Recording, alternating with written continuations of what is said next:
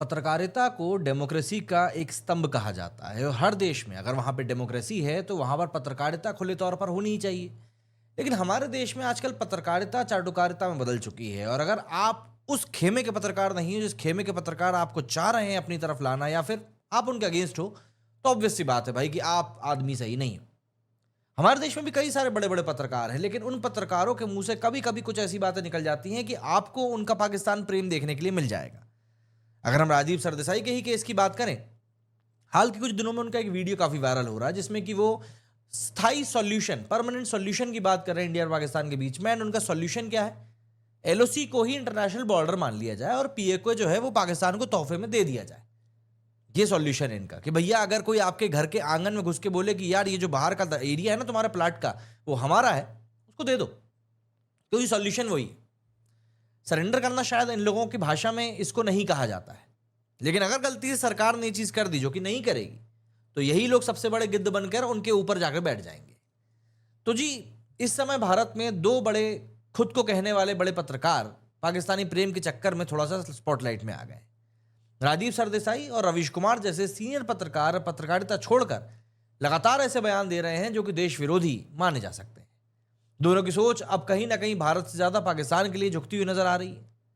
दरअसल एक डिबेट में राजीव सरदेसाई जो कि इंडिया टुडे के आते हैं, उन्होंने कहा कि भारत को पीओके पाकिस्तान को सौंप देना चाहिए और एलओसी को इंटरनेशनल बॉर्डर मान लेना चाहिए ताकि पाकिस्तान के साथ में स्थायी शांति स्थापित हो जाए। राजदीप के मुताबिक भारत के पास में दो ही ऑप्शन है, या तो पाकिस्तान से पीओके वापस ले ले जो कि उनके मुताबिक लगभग नामुमकिन है, या फिर एलओसी को इंटरनेशनल बॉर्डर मान ले। और राजदीप के मुताबिक यही शांति का एकमात्र रास्ता है।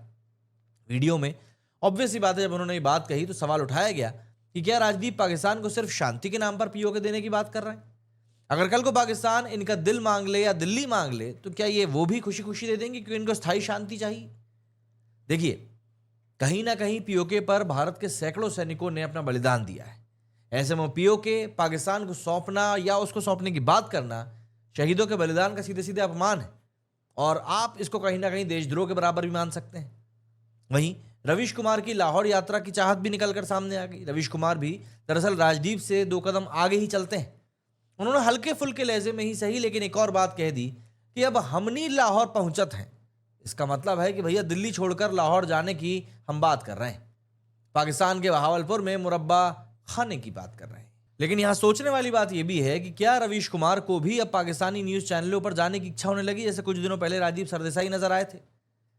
रवीश कुमार ने अपने नए शो का नाम भी यहां पर अनाउंस किया, फालतू बात। लेकिन लोग पूछ रहे हैं कि भैया फालतू बात तो आप पहले से करते हुए आ रहे हो, तो अब ये फालतू बात कहने से आपका क्या मतलब? यही है कि आप मान रहे हो कि आप फालतू बात करते हो? वैसे एक बात मैं आपको और बता दूं कि चाहे ये लोग खुद को सीनियर जर्नलिस्ट कहें, लेकिन असल में ये अपनी अपनी पार्टियों का एजेंडा ही चलाते हैं। पत्रकारिता कहीं ना कहीं इन दोनों के सिनेरियो में बस नाम की रह गई। लेकिन आपको एक बात समझनी पड़ेगी कि आपको इन लोगों के पाकिस्तानी प्रेमी चेहरों को समझना पड़ेगा ताकि तय कर सकें आप कि आपको किस प्रकार की पत्रकारिता से डील करना है। देशभक्ति बनाम प्रोपेगेंडा का जो मुद्दा है वो कहीं ना कहीं दर्शकों को खुद ही तय करना पड़ेगा कि वो क्या चाहते हैं।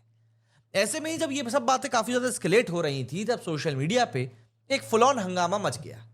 और मच गया किसको लेकर भैया? वेटरन पत्रकार राजीव सरदेसाई को लेकर कि इनको इंडिया टुडे ने निकाल दिया। अभी इस बात को लेकर कोई कंफर्मेशन नहीं है, तो मैं ये नहीं कहूंगा कि ऐसा कुछ हो रहा है, लेकिन सोशल मीडिया पर इस तरह की बातें हो रही हैं और बथेरे ट्वीट हैं जो इसको लेकर वायरल हो रहे हैं। ये बात तब और भड़क गई जब एबीपी न्यूज की जर्नलिस्ट मेघा प्रसाद ने एक ट्वीट किया कि एक बड़ा मीडिया वाला जस्ट गॉट किक्ड आउट, बिना किसी का नाम लिए। पर नेटिजन्स ने जल्दी ही इस डॉट को कनेक्ट कर लिया और लोग बोलने लगे कि ये और कोई हो ना हो, इंडिया टुडे के सीनियर एंकर राजीव सरदेसाई ही हैं। स्पेशली उनके पीओके वाले कंट्रोवर्शियल स्टेटमेंट के बाद, जब देश में पहलगाम वाले इंसिडेंट के बाद से national sentiments all time high पर हैं। ऐसे में उनका वो जो बयान था काफी ज्यादा ओछा माना गया और काफी ज्यादा घटिया माना गया। सोशल मीडिया, इसको पहले ट्विटर कहा जाता था, तो एक्स, उस पर कई सारे पोस्ट सामने आने लगे जिसमें लोग बोल रहे हैं कि सरदेसाई को चैनल ने बड़ी ही बेइज्जती के साथ में रुखसत कर दिया है, क्योंकि उनके कंट्रोवर्शियल पोजीशंस और कॉन्फ्लिक्ट ऑफ इंटरेस्ट से चैनल को अंदर काफी ज्यादा डिस्कम्फर्ट फील हो रहा है और लोगों के अंदर भी काफी ज्यादा बातें जो हैं काफी मतलब नेगेटिविटी के साथ आ रही हैं। ऑनलाइन तो लोग ये भी बोल रहे हैं कि ये सब कुछ सरदेसाई के रिसेंट टीवी डिबेट के चक्कर में ही हुआ है, ये कंफर्म है। और जो उन्होंने कमेंट पीओके को लेकर दिया था वही उनका अब नासूर बन गया है। यहाँ पर वो मतलब यहाँ पे अगर हम लोग बात करें, मैं आपको फिर रिमाइंड करा दूँ, वो लाइन ऑफ कंट्रोल को इंटरनेशनल बॉर्डर बनाने वाली बात करी थी इन्होंने।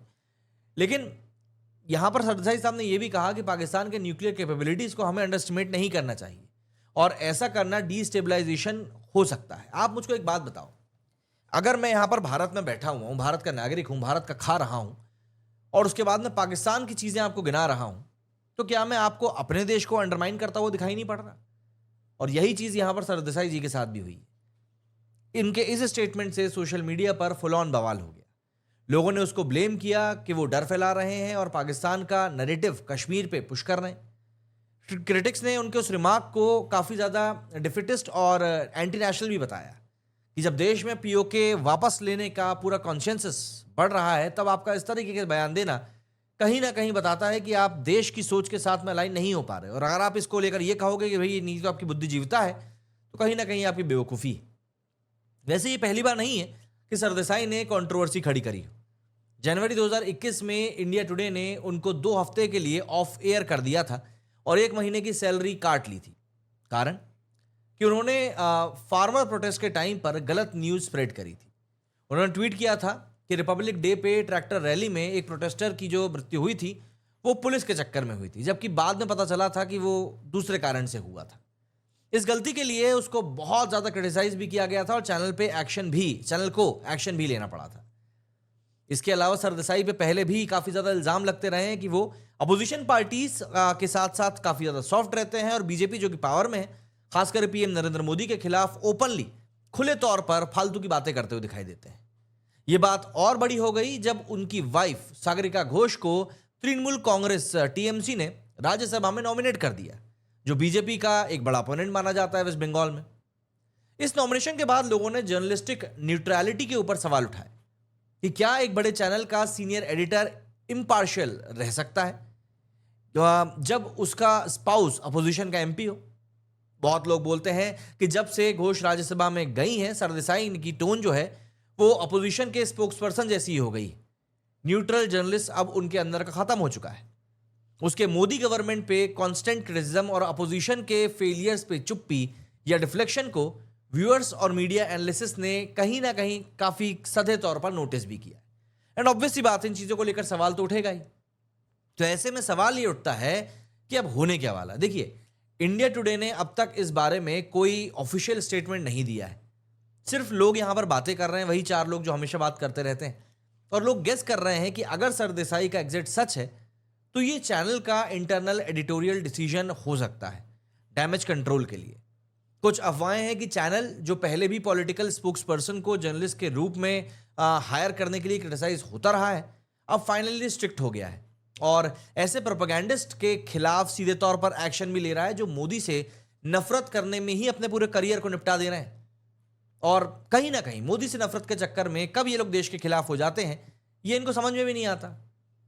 पब्लिक का गुस्सा और सरदेसाई का जर्नलिज्म स्टाइल पे स्क्रूनिटी लगातार बढ़ने की वजह से शायद इंडिया टुडे अपना बैलेंस रिस्टोर करने के लिए उससे दूर कर रहा है, क्योंकि उसका परसीव्ड बायस एक लायबिलिटी बन चुका है।